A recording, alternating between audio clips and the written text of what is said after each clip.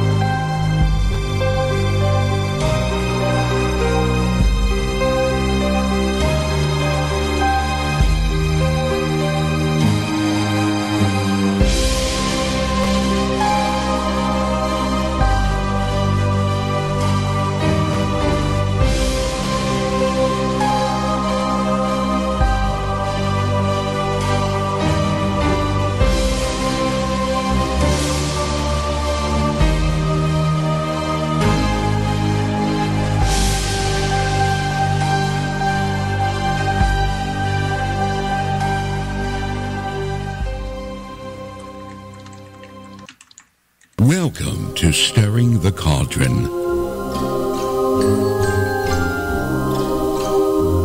Now, here's your host, Marla Brooks.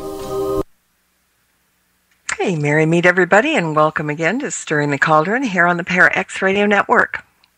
My opening song was Havergast Asylum by Midnight Syndicate. Now, why a song about an asylum? Well, my guest tonight is author Richard Estep, and he's a paramedic by day and a paranormal investigator when he's off duty. And he spent the past 2 decades investigating claims of ghosts and hauntings on both sides of the Atlantic. He's a prolific speaker at British and American genre conventions. He's written 2 other books in addition to the one that we're going to be talking about tonight, which is The World's Most Haunted Hospitals. And there's the tie-in to the asylum, because the book covers hospitals, institutions, and asylums all over the world. Hi, Richard, and welcome to the show. Good evening. How are you? I'm good. I'm glad you didn't think I was going to just kind of toss that asylum thing at you and say that, that fits your personality or something, but, Well, it might somewhat. I think everybody has that. Yeah, exactly. but I read the book, fascinating, really, really neat. Some of the places I know about and some I didn't. But the first thing as I'm reading, the question came to mind, what came first, you being a paramedic and dealing with life and death every day, or being a paranormal investigator investigating dealing with life after death? Oh, it was being a paranormal enthusiast and then investigator for about 20 years. Actually, for about 15 years before I became a paramedic. And it just seemed that when the opportunity came to write a book on this subject, it seemed an ideal fit. It did. It did. You know, I usually ignore the questions that some publicists send along in an author's press kit because A, it's a lazy show host who doesn't do their own homework, and B, the questions that come with the book are pretty much generally generic. However, there was one question that I thought was really clever, and I'm sure there's a story behind it as well, which is why they listed it on the questions list. As a paramedic, have you ever encountered a haunted ambulance? That's a great question, and the answer is I've not, and I have a theory as to why, too. The reason is that nobody ever dies in an ambulance. Not ever. Ever? Ever. So, which sounds like kind of a sweeping statement, but it's something that here in the States, at least, paramedics are well aware of. If somebody were to die in an ambulance, then we have to pull over, the coroner has to be called, we're out of service for pretty much the entire day. So we are either continually resuscitating somebody until the ambulance arrives at the hospital, and they can be pronounced dead there, or we pronounce them at the scene and we do not put them in the ambulance in the first place. So that makes sense. Yeah. So it's pretty much my theory that because nobody ever dies in ambulances, there aren't any haunted ones. But then you can blow that out of the water because you do hear of haunted cemeteries, and almost nobody dies in a cemetery either. Well, yeah, that's the whole thing. I just, I kind of feel that when we pass, we can kind of go anywhere we want. You know, it's like Quicksilver. We blink an eye and we can be there. And the fact that people say, well, all hospitals are haunted because people die, they're all cemetery, blah, blah, blah. I think, for me, I wouldn't be hanging around someplace I died, frankly. I would be doing all the stuff that was on my bucket list before I did. Unless sometimes people are afraid of crossing over. And they may hang in. Yeah, what are your thoughts on that? I'm sorry. My thoughts are that perhaps I don't think hospitals are necessarily haunted because people die there, although that may be a component. But I think if you look at a hospital, there's a reason they've made so many dramas and soap operas about hospitals, and that's because a hospital is a stage for all of life's drama. You get tragedy, you get joy, you get birth, you get death, and it's all happening in this fairly small space. You know, people are given diagnoses there that change their lives. For the better and for the worse. They receive treatments that prolong their lives. They get the first time they lay hands on their children in this world can happen in a hospital too. So I think a lot of it is the depth of emotion that hospital walls see. Well, that's what I kind of think too. It isn't always negative. It's positive too. We kind of tend to gravitate back to things like that, whether they be good or bad. But what I like is that you were kind of bouncing around, not just to the common places that everybody knows about. There are a lot of places in there that even a lot of paranormal investigators don't know about it. And since you do lecturing on both sides of the pond, so to speak, have you actually visited some of the foreign locations that are written about in the book, like maybe Knockton Hall in Lincolnshire or St. Thomas's Hospital in London? I did visit St. Thomas's, and one of my friends, Dr. Alison Leary, is a physician there, and she encountered the most famous ghost at St. Thomas's, which they believe might well be the ghost of Florence Nightingale. Really? Yeah, one of the mothers of the nursing profession. But I did most of my time in the U.S. visiting hospitals here, and one of them that didn't even make it into the book, which was Waverly Hills Sanatorium. So most of my stuff was here in the States, though. Yeah. So see, I don't know. I think we here in the States don't have the same depth of history as there is in Europe. I mean, there's so many places that are hundreds and thousands of years old, and we've got something 50 years old, and we think, oh, God, that's old, let's tear it down and build something else, kind of thing. You know, really bad attitude in some cases. Do you think that places that have a greater history are more haunted than places that don't? I think that although your history isn't as long as Europe's, it's certainly very bloody. It's it's certainly very intense and fascinating. Mm-hmm. Yeah, So, there are a lot of neat places. Yeah, go ahead. there are. So I wouldn't discount it in that regard. The US has some terrific cases of paranormal activity in some terrific locations, and we also tend to see that. Again, it's not so much the age of the building, but the ground that a place can be 50 years old and still be the scene of the most intense paranormal activity. Exactly. Or it could be built yesterday that people don't know what went on, 200 years on that spot. So it definitely can stick. So, yeah, it's just kind of fascinating that different places and different types of investigations. And, okay, so many people who are listening and have certainly heard about Rolling Hills here in New York, Danvers State in Massachusetts, and Linda Vista Community out here where I am. Oh, yeah. And to be honest, I kind of glanced over those in favor of places that weren't as familiar to me. And so there was like a ton of those in the book. And the first place that caught my eye was Nocton Hall. As I said, it's not much more than a huge ruin these days, but it has a glorious history, from manor house to priory, and dates back to way back when. And what was interesting was that I was reading the part about the British government allowing the U.S. Army to use Nocton Hall during World War I as a place for rest and recuperation for soldiers returning from the horrific battlefields in Europe. And it reminded me of the storyline in the early seasons of Downton Abbey, where Downton was turned into a convalescent hospital for the war wounded of World War I as well as World War II. So, and it kind of has that Downton look to it too when you look at the pictures, doesn't it? Yeah, it does. And but it served the Army in World War II as the 7th General Hospital. It also served the U.S. in the Gulf War as well. Mm-hmm. And then I believe in 1994 it was shut down.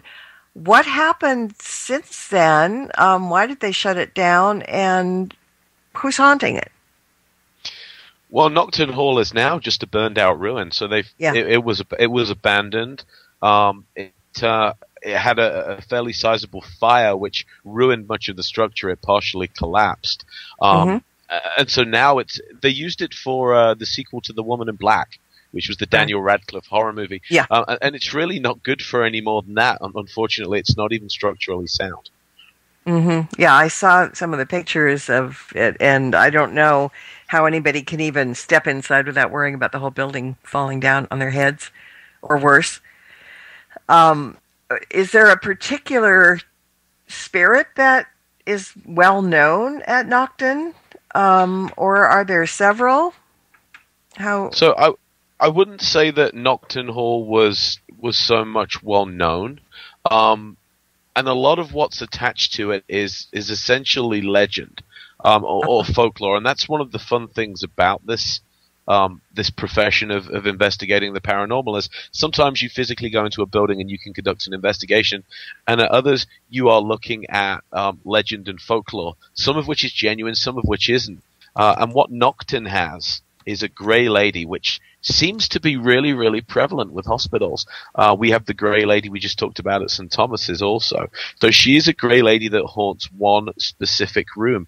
And the story that goes along with that is that she was one of the household servants who became enamored with the Lord of the Manor, who, well, depending on which version you believe, one version of the story says that he was, shall we say, less than gentle with his affections, if you follow my drift, and became pregnant out of wedlock, and subsequently he had her murdered, and his unborn child with her.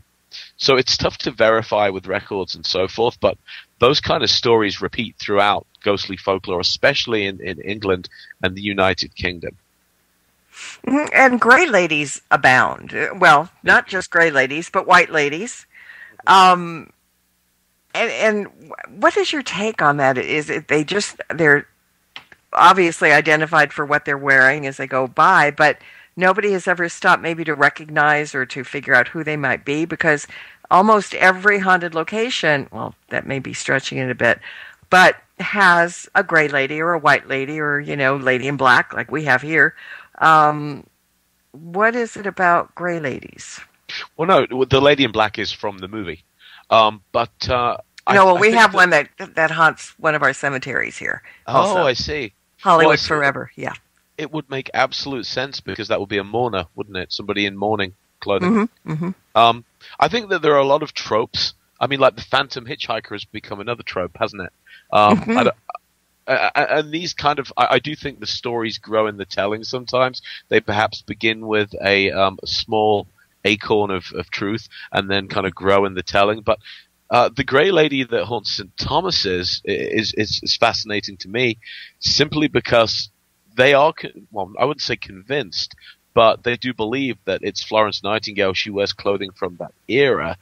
And Florence Nightingale is associated with that hospital. In fact, when she set up her nursing program, St. Thomas's is where she gave it its home. Mm-hmm. So what's fascinating about that case is, number one, she brings a feeling of great physical coldness when she's seen. And number two, when my friend saw her, and this is something that's been passed on from physician to nurse over the many years, people mistake her for a physical person. There's nothing otherworldly about her. She's not transparent. She's not floating. All of the Hollywood, stereotypes of ghosts, they just think that she is a woman in grey walking through the corridor. And then it strikes them afterwards, number one, how cold the air was when she passed by. And number two, maybe her clothing was a little bit anachronistic. Mm-hmm. Yeah. It's wonderful to think that that's who it might be. And it's always frustrating that we can't prove exactly things like that, because you have an inkling, you have kind of okay, you'd like to say it, but you can never say 100%. But why do you think some spirits stay around for hundreds of years while others pass through, they get reincarnated, they, back and forth? Suppose let's take the case of Florence Nightingale. Any idea about why she perhaps wouldn't want to leave? Because she's just so happy with the place, or what? Well, I have a number of suspicions, and I think that we can all agree that nurses are very special people. It takes special souls, if you will, to do that job. Absolutely. And looking at some of the behavior of the Grey Lady at St. Thomas's, looking at some of the eyewitness testimony, she has appeared on the terminal cancer ward. And my friend is an oncologist, actually. But she did that most British of things. She served a dying man a cup of tea. Oh. So I think we have someone who, nursing is a lifelong calling. It's not a job. True. And I think, this is a healer that I think probably is still interested in relieving and caring for and ministering to those who are afflicted, which I think is a wonderful concept. Mm-hmm. Yeah. Well, they say that, we don't change when we get over there. We're the same as we are here, maybe without the body, but we're still the DNA, and who we are still kind of sticks over there. So once a caring, loving person, will always be. So, yeah. I suspect that is the case. And there are other stories of ghosts with their own purposes. So, for example, one from London that always fascinated me was the ghost of a nurse who, during her lifetime, she accidentally, when caring for her own fiancé, gave him a fatal overdose of morphine. Oh. And this nurse is said to only appear, I did write about this in the book also, this nurse is said to only appear when narcotics are being administered. And it's almost as though she's saying, double check your dosage. Don't make the mistake that I did. I think there's a degree of remorse is probably the emotion that ties that particular spirit to our plane. And she's become a watcher in essence. And I think that's really very cool. Now, another war-related kind of American military establishment that you wrote about is Clark Air Force Base in the Philippines. And what's interesting to me about that location is that the ghostly activity there isn't all recent. I mean, when it was still functioning as a medical facility, the staff back then reported hearing disembodied voices and ghostly apparitions bearing wounds and stuff. And I found that kind of fascinating. And I know you talked to our friend Barry Fitzgerald, who, after an investigation for Ghost Hunters International, called the basement of the Air Force Base a living hell. And he also said that he believes that the haunting can be explained by more traditional methods, he doesn't think it's a human spirit, basically, but an elemental. And I know Barry's had run-ins with elementals before. I know one of them put him in the hospital for quite a while. Do you personally believe, or have you had any experience with elementals? I personally haven't. I do know that Barry is Irish, and Ireland is, I don't want to say notorious because that has a bad connotation, but I should say that elementals seem to be very prevalent in Ireland. It seems to be a part of the culture there, as are fairies and those kinds of manifestations. So I think that Barry was always going to have that kind of experience more commonly. But I asked him, I said that we were doing a chat, and he said, yeah, that basement it's something else. There's something really bad down there. And we didn't really get that across on the TV show. And I said, so Barry, how much would somebody have to write on a check for you to go back down into that basement? And he said, you could not induce me to go down there with any monetary sum at all. So, and yet I've spoken to servicemen and service people that loved Clark. They said it was the happiest time of their life. And if you look at the memories of service people that did serve there, whole families, born, died there, natural lifetimes, those kind of things. Most people loved the place, and yet Clark was this stopping point, wasn't it, for the troops coming back from Vietnam, when you had these horrendously injured young Americans on their way back to the States. Clark is their first stop from the theater of operation. So you had a lot of pain and emotional and physical trauma there. Yeah. And war is a great common denominator in hauntings, but then again, so is insanity. And so, do you think that investigating an asylum or a mental hospital makes you less comfortable than investigating somewhere seemingly less chaotic, perhaps? Me personally? Yeah.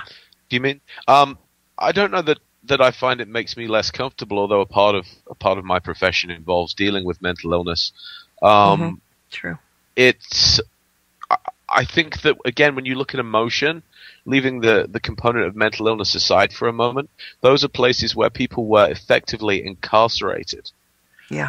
And one can only imagine what that must feel like, mercifully, to essentially be locked away. I mean, some were more humane than others, of course. Some of those facilities were downright abusive. And others were full of good people trying to do the best they could for the mentally ill with very limited resources. But whichever facility or institution you were in, it had to be extremely lonely and extremely difficult. And that generates emotion, doesn't it? It does. And, you hear all the time about people that were sent to these asylums and institutions, but they weren't mentally off. They were sometimes somebody with tuberculosis or something, or misdiagnosed for that matter. And that has to be horrible when your family just says, here, take them, put them there. And here's somebody who's ill perhaps, but sane, living in that environment. It gets worse than that. I mean, I found cases documented when I looked at the Australian asylums where it was used as a very quick and convenient way for somebody to divorce their wife. Oh, nice. And it was significantly easier to get somebody committed to an asylum than released. It took 3 times the paperwork to get somebody released than it did to be committed, which said a great deal about the philosophy of those institutions. Yeah, especially you would think that they would want to lessen the load because it was costing, or unless they had benefactors that were paying for all the patients. But so many of them were overcrowded. And well, if you look on the way society was run then, they wanted to take people that were downcast, downtrodden, that were a problem, essentially, and they wanted to shove them away out of sight. So out of sight, out of mind, as the old saying goes. So again, most of the staff, the physicians, the nurses, the carers, did the best that they could do. But the science of treating mental illness was also in its infancy, and indeed it still is, quite honestly. Yeah. And so when you can't cure, the solution then was to keep people locked away and away from the quote unquote normal folk of everyday society. So they became places of forgetting, kind of like oubliettes. Yeah, exactly. You know, another thing that is frightening are places like the old Utah hospital, which is now a nursing home, and there are frightening apparitions whose appearances foretell patients' deaths. Tell us about that. Not all of them are. Well, the hospital is the old Tuella Valley Hospital just outside Salt Lake. And it passed into private hands. It was bought, and has become a family business. It's a Halloween-style haunted house attraction. And I just actually spent a week in there over the Halloween period. I'd visited earlier last year in, I want to say, April, May, something like that. And I'd found it interesting, but it was fairly quiet because the building was deserted. But then they told me that over 30,000 people go through over the Halloween period when it's a haunted house. So I wanted to get in there when the energies were at their highest. And I actually spent Halloween night firstly acting as a zombie in that haunted house because, hey, who would turn down that opportunity, right? Exactly. Yeah, and then afterward, we investigated that place for a week. We moved in. So we were there throughout the night, overnight, locked in the building. And there are indeed some very dark and disturbing apparitions in there, but there are also some very benevolent, friendly ones too. Several children that are playful and are running around. And I actually, as 20 years as a paranormal investigator, I had never seen an apparition with my own eyes. And I believe, although I cannot 100% prove it, that I saw my first at Asylum 49. So the good and the bad, the light and the dark coexist there. Would you, if you weren't on an investigation, I mean, suppose you woke up in the middle of the night and went to get a glass of water and you saw an apparition standing in your kitchen, and you knew if that's what it was and not some crazy intruder, what would your first reaction be? I'm laughing because I'm an agnostic, although I have the greatest of respect for all faiths. But I also have a friend of mine is a Catholic priest on speed dial, and just recently over the Christmas period, we had some, I'll say, concerning paranormal activity at home, which culminated with my wife waking up, my wife Laura, and seeing a hooded figure standing over the bed. Oh. And so my reaction was, let's get Stephen, my friendly resident priest, on the phone, and he came to bless the house. And since then, it has all been quiet. But yeah, never take your work home with you. No, but sometimes you can't help it. I mean, we do all kinds of protection when we go out. Most people do anyway. But you just never know who's going to hitchhike back with you. It does happen to the most experienced investigators. It just, sometimes you can't fight that spirit. It does. Have you had, other than this in your house, have you had other things, similar situations before in the 20 years you've been doing it? I until last Christmas, and by that I mean the Christmas of 2014, Not a single experience at home. And then we started actually, this sounds like the silliest thing, but we had something was turning on our outdoor Christmas lights, and it would always be just after midnight. So, of course, being somewhat skeptical, I said, it's obvious what's going on here. We've got an electrical fault. The lights plug into a junction box, and then they go off in 3 different electrical cables. And the junction box has a switch on it. It's an outdoor designed junction box, and this switch was being flipped. It was flipping itself, and it would always be sometime between midnight and midnight 30. So I was determined. Firstly, I thought this has got to be a problem with the switch itself. It's probably freezing cold because, hey, we're in Colorado and it's midnight, and the circuit is, there's contraction going on, which you always get with cold equipment, and I think that maybe that's completing a circuit, and hey presto, the lights are turning on. So I replaced the switch. Same deal. And now I'm getting genuinely kind of annoyed, because my wife and I, we would be lying in bed. Normally I go to bed at 10 o'clock at night or so. Holidays, I'll stay up until it's late. So I would be reading until 11:45. I would turn out the light, and then I would, about 20 minutes later, see that my lights through the window were all on. And it was a little disconcerting, to tell you the truth. So, so I called Stephen again the first time, and he said, what you need to do, it sounds like something is very prankster-ish. It's not breaking things. It's not damaging things. You don't have footsteps or anything personal. You don't even have anything inside the house. And I said, no. So he said, okay, what you need to do is you need to have a word with this. And you need to let whatever it is, whoever it is, know that there are very definite boundaries. And that, you've had your fun, knock it off. So I decided to subcontract that to the disciplinarian of the house, my wife, Laura.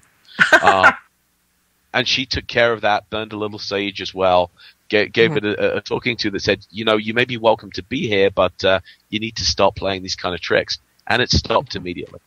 And then nothing for an entire year. Well, good. Almost. I mean, a good year lasts. But it's true. You do have to set boundaries when we're doing any kind of investigation or dealing with anybody on the other side. You have to kind of let the universe know. And if you're on an investigation, a lot of people do opening prayers and things. And during that time is a good time to say, whoever is here, stay here. No hitchhikers allowed kind of thing. Sometimes it works, but then sometimes you got to put on the boxing gloves because they won't listen. Yeah, and I'd wondered personally, because we'd had instances over 2 Christmas holidays. I'd wondered if there was something familial to it, because I can't speak for you and your listeners, but the time I most miss the people I've lost over the course of my life, family and friends that are now departed, is the holidays. There's something about that season that makes me feel closer to them and also feel their loss more. So I kind of wondered, is somebody dropping by, to say, hey, I'm still here, I'm still around, don't be so sad. But That's the very playful, possible. Yeah, the playful nature of the phenomena, at least the first time, made me suspect that. The second time was a little bit more sinister, or at least concerning. And so that's when we went with the spiritual big guns, if you will. Yeah, I mean, when you see a hooded figure, what's the first thing you think of? The Grim Reaper, I mean, it's not like a little old granny standing at the foot of the bed. So, yeah. The first thing I thought of was that my wife had a hypnopompic hallucination. Well, because that's the logical explanation. But then we had a number of other things occur in that same space of time. For example, she was on the phone and said hello, and heard a voice coming from downstairs that said hello, and it was an older female's voice. Now, nobody was in the house at the time.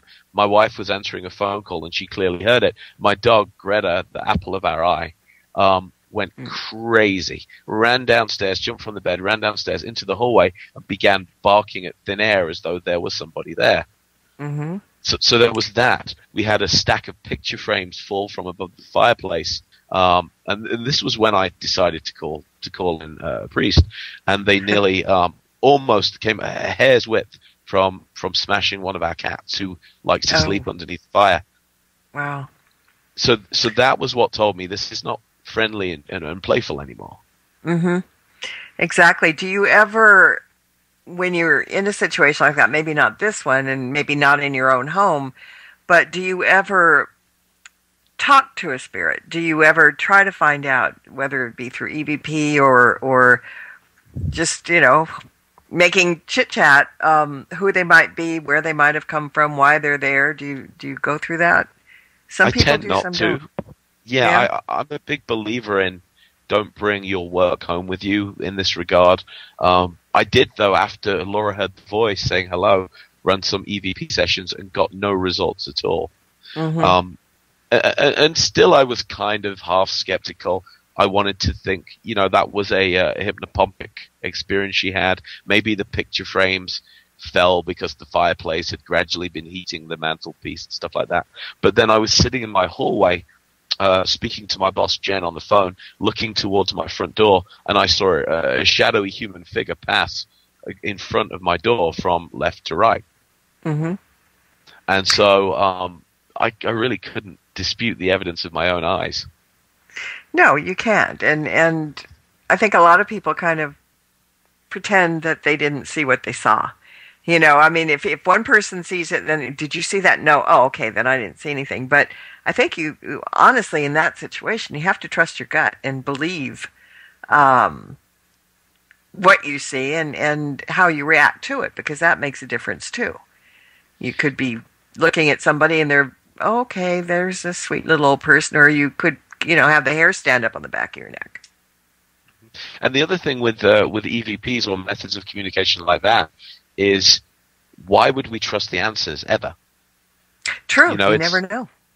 Yeah, so I could absolutely be getting answers that are consistent with somebody that's close to me, a former family member, when we really have an entity that's masquerading for its own purposes. Yeah. So I do use that technique on investigations, and have had some interesting results, but it's not something that I want to do in my own private space. Right. No, exactly. Home is home and shouldn't be no trespassers. I'm looking at the chat room, and you just posted something that's going to make me ask a question about it. You are moving into an old British witches prison next week with your priest friend. Yeah, so there is a building just outside Clacton in England called The Cage, where witches were traditionally held before their trials, or I should say accused witches. Right. If you were any kind of healer or were just accused, you were regarded as a witch back in the 1500s. Yep. And so the owner of that, a lady by the name of Vanessa Mitchell, she was driven out of living there after 3 years because of some very dark and disturbing appearances, which ultimately ended up threatening her child. And so Vanessa still owns the cage, but she's not willing to live there. And so I asked her, I said, hey, I would love to write some more about this. I'd love to find out what's at the heart of this case. Do you mind if I move in for a week? And she said, absolutely. So I fly to London next Friday with Stephen. A couple of my British friends, fellow investigators, are going to meet me there. And we're moving in for a week to try and get to the bottom of the case. There's a lot of evil witches in the UK, the Pendle Hill witches, for example. They've got a really bad reputation. And also there's one that supposedly lives, I'm trying to remember the proper name of the place, but it's the old Ram's Head Inn or something, and I don't remember exactly where it is. The Ram Inn, the old Ram Inn. The Ram Inn, yeah. Yeah, that was not a very cool place. I've read up about that too. I mean, it's like witches get such a bad rap all the time. There are some nice ones, Well, this is not a case of bad witches. It's a case of the fact that the dark spirit supposed to haunt the cage is the jailer. Mm-hmm. The male that abused these poor unfortunate women. So I personally don't for a minute think that there was anything negative about them at all. I think they were essentially railroaded, which tends to happen in witch trials. Absolutely. By a dominant male figure. And Vanessa tells me that he's very much the dark heart of the haunting.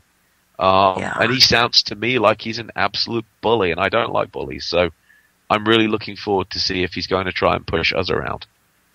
Well, you give him what for? I've always been intrigued with one occupant of the University Hospital in London, and that would be the late philosopher, social and legal reformer Jeremy Bentham, who they said was larger than life when he was alive, but when he died in 1832, he left instructions for his body first to be dissected and then to be permanently preserved as an auto-icon or self-image.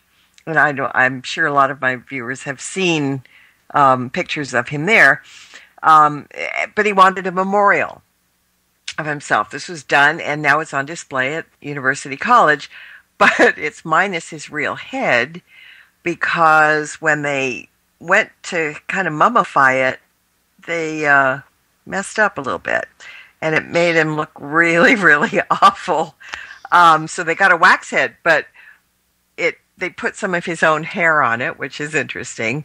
And the real head was displayed in the same case as the auto icon for many years, but student pranks made them put it away. But it is said that Jeremy haunts the college still. Is that correct? Yeah, and student pranks puts it mildly. That's one of my favorite stories, actually, about the college, is that it became traditional to kidnap Jeremy Bentham's head.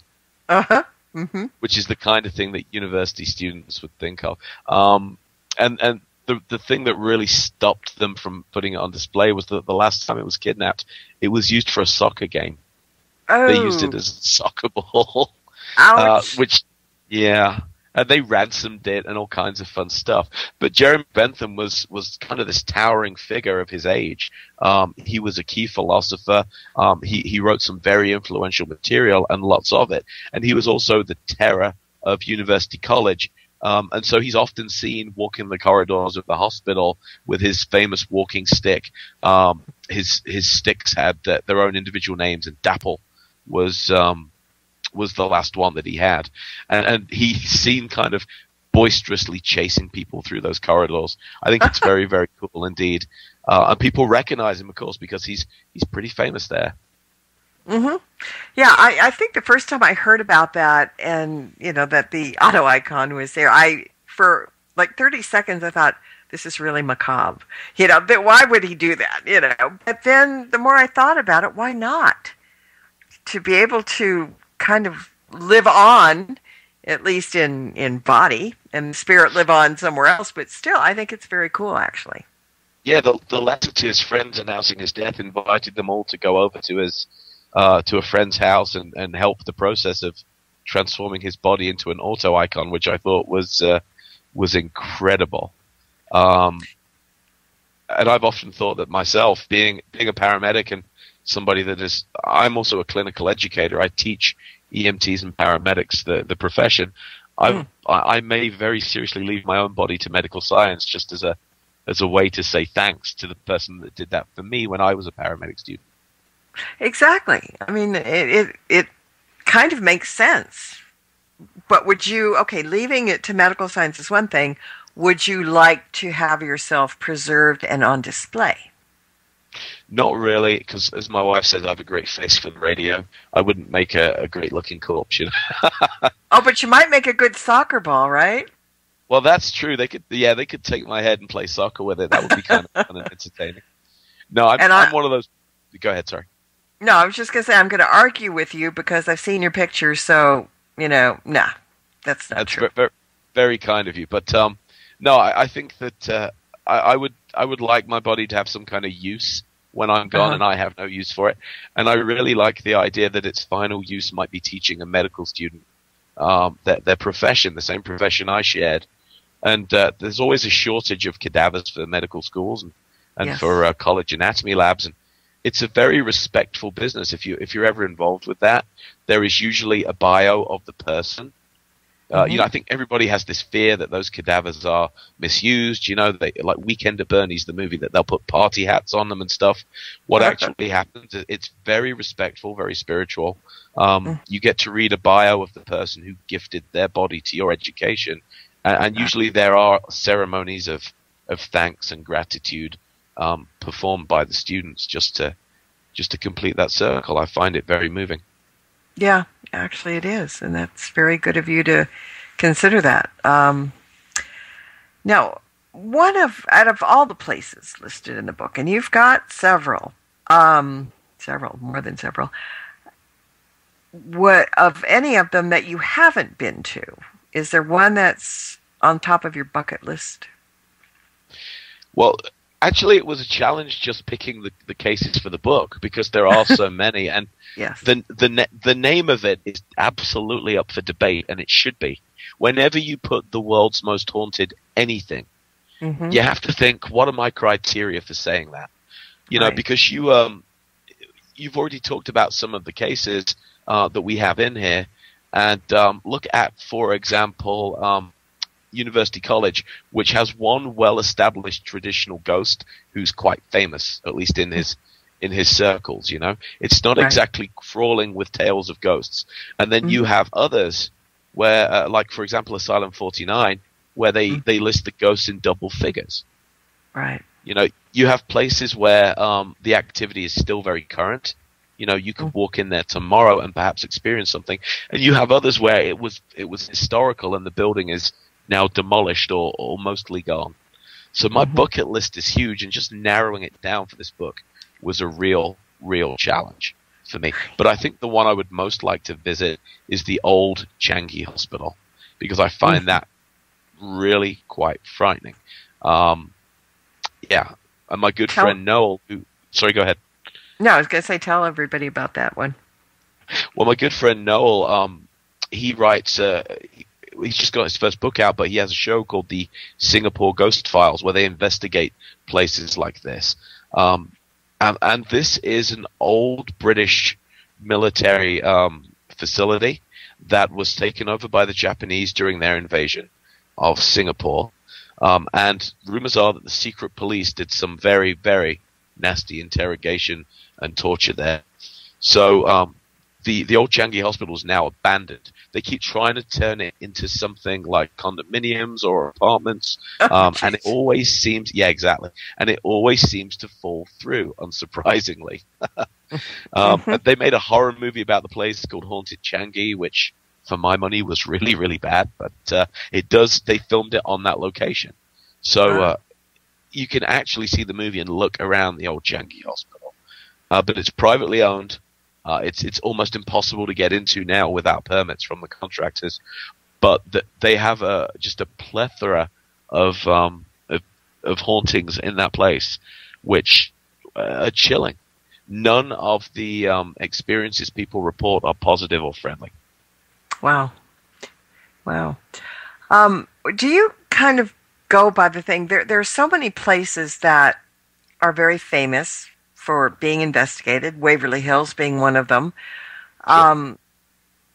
Do you think there is a point that these places that are so common can get overfished and kind of lose what they had? The spirits maybe move on because they're just bored and tired of people, the looky-loos coming through, or do you think they don't mind, they don't care, they don't notice? What do you think?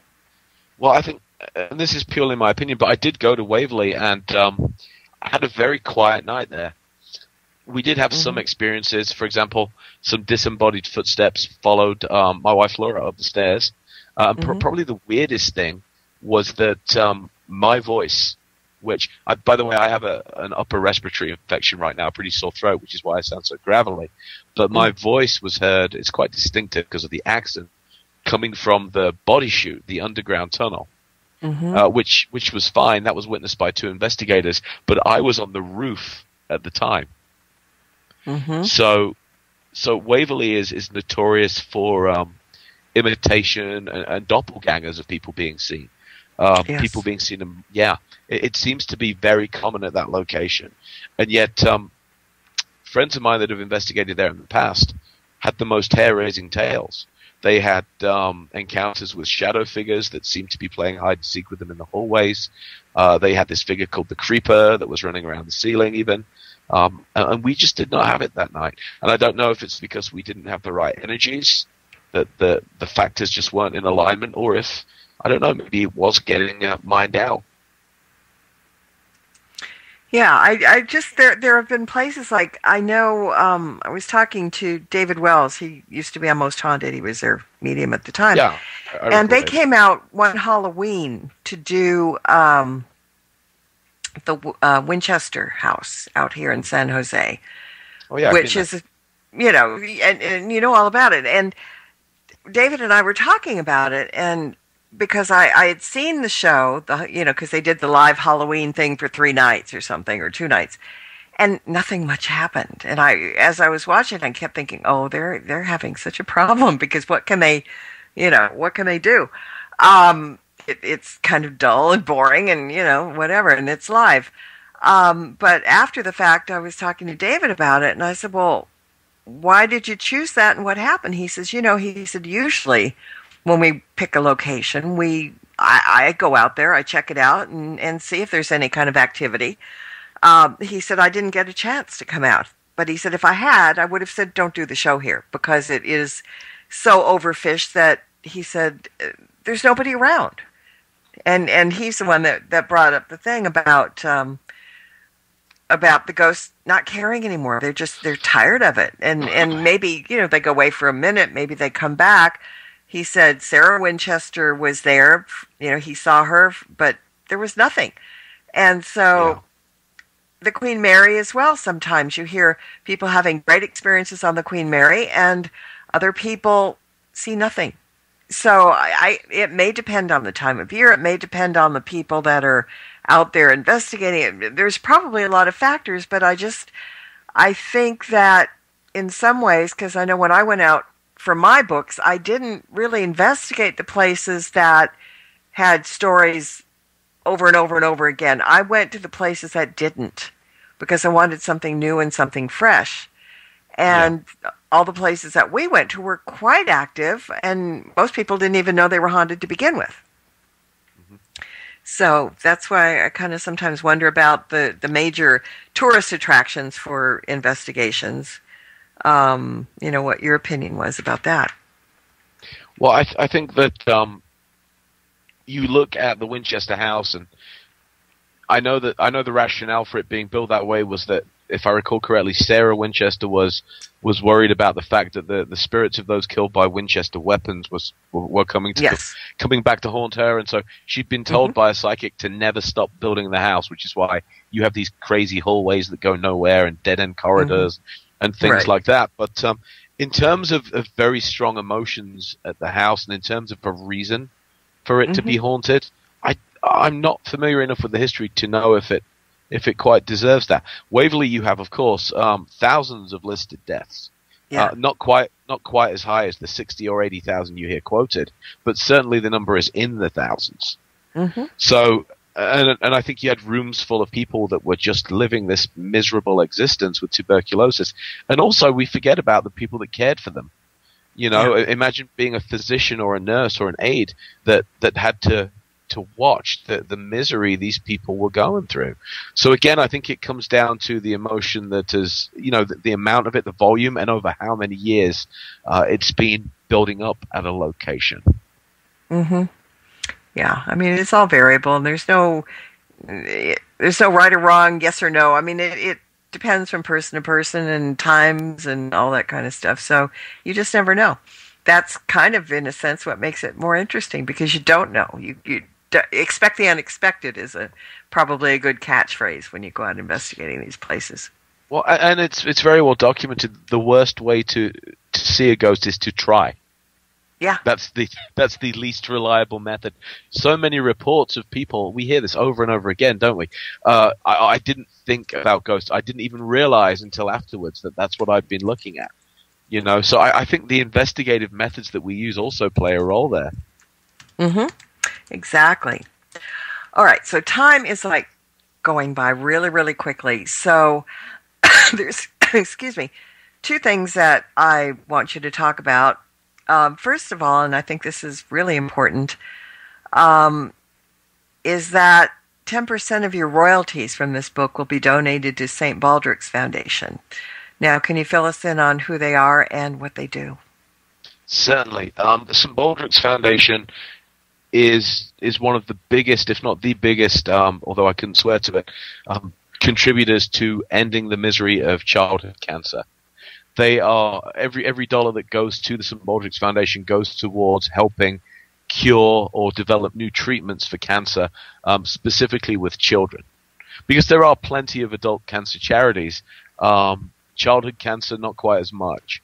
So I'm donating 10% of my royalties from World's Most Haunted Hospitals to them. Every year my fire department has a team. We call it the Boulder, Balder, Rural Fire Department, because we are the Boulder, as in the city of... I'm sorry, we're not the City of Boulder Fire Department, but we are the County of Boulder Rural Fire Department. So we shave our heads, as so many people do across the country, to show solidarity with these wonderful children. Yeah, and so I'd wanted to do something a little bit more. I still consider myself really lucky to have gotten publishing contracts and a career as an author. And so I determined that I would like to give a little something back, and this is a charity I believe in with all my heart. Perfect. So where can people, on that happy note, where can people find the book? Where can they buy it? Well, firstly, they can get it at all of the traditional outlets. So online, the major retailers like Amazon. It's in the brick-and-mortar bookstores as well. But drop by and come see me at richardestep.net as well if you'd like to chat. I love to hear from people, hear from their experiences too. And on your website, they can probably find out any events that you might have coming up and absolutely whatever, all the good stuff that's going on. That's perfect. Yeah, my first TV show, I just recorded that. Wow. And that should be airing on Destination America, hopefully March is what they're telling me. Oh, that's fantastic. Well, keep us posted and we'll put it around, we'll spread the word so everybody can watch it. In the meantime... Thank you for... thanks for inviting me and for listening. Oh, anytime. And please come back. We love stories. We love talking about this stuff. Lots of my audience are investigators, and lots of them are interested. And there's been a couple of questions about places that you haven't mentioned in the book. We've got enough material for another show, so let's do that. I would love to come back. Great. So thank you for joining me, and I want to thank everybody for listening in as well. And until next time, everybody, blessed be, and merry meet again. Good night. This has been another edition of Stirring the Cauldron with Marla Brooks. Be sure to tune in next week at this same time for another great guest and more cauldron stirring. Any rebroadcast or other use of this program without explicit permission is strictly prohibited. Copyright 2014. Moonlight Hall by Kevin MacLeod, licensed through Incompetech.com.